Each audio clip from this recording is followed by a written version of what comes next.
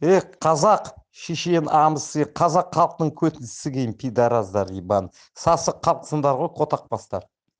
Мен Славянкада тұрамын. Славянкаға келсең, Славянкада тауып аласың. Звондай Славянка келесің, звондайсың, мен шығамын. Любой время. Брат, мен саған шындықты айтам да. Любой қазақ жігіттен сора да, центрде жүрем да.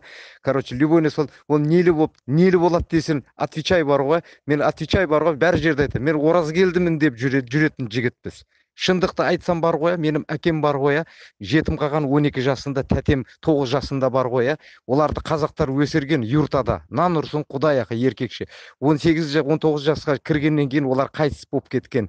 Біздің аташканым бар ғой, қазақ мұрты де, даже сүйреті үйде тұр. Еркекше айтып жатырмын. Мен бәр жерде Оразкелді деп жүремін. Просто мен жындандым, отвечаю. Еркекше айтып жатырмын. Құдай ақы деймін бар ғой, до такой степені ол маған жаман сөздер айтты бар ғой, шыдай алмай аузымнан шығып кетті. Серьезно айтам, болмаса қазақ балдарымен мен тамырмын. Керек болса көрсем даже үй алатын шығарым, беттеріне қарауға бар ғой. Сондай айттым, базар жоқ бар ғой. Бірақ кругом бегом қазақ балдармен отырып тұрамын еркекше. Мен Қазақстан азаматымын, 52 жасқа кіргенмін. 18 жаста шешесі жалғыз балам бар.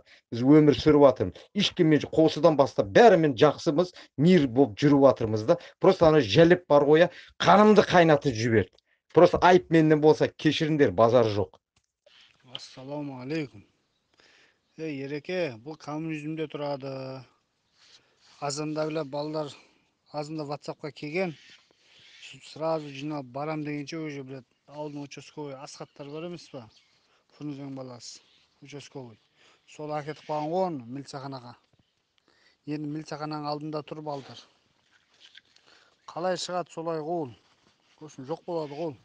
Ассалаумағалейкум қазақ халқы.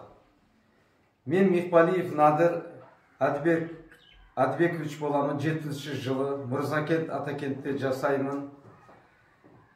2 күн алдын үлкен қате жасадым. Қатем үшін өтініш сендерге мені кешіріңдер. Мен біреумен ұрысып, ашуланып, аузымнан шығып кетті, қатты айтыппын. Қазақ ұлғы мені тағы ондай нерсе ойым жоқ еді қазақ ұлқына осындай айтуға. Айуандық істеп, осындай мен әрекет жасадым.